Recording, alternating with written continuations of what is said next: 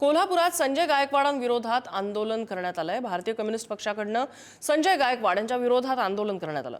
छत्रपती शिवाजी महाराज चौकात गायकवाडांविरोधात निदर्शनं करण्यात आली।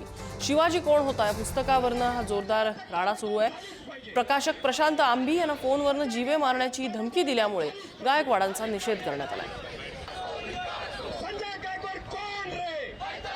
हे पुस्तक कॉम्रेड गोविंद पानसरेंनी लिहिलेलं आहे आणि त्याला जगामध्ये मान्यता मिळालेली आहे। 14 भाषांमध्ये त्याच्या प्रती प्रसिद्ध झालेल्या आहेत। 10 लाखाच्या संख्येनं या जगातल्या लोकांनी ते वाचलेलं आहे आणि सर्वात त्याची विक्री कायम होत असते।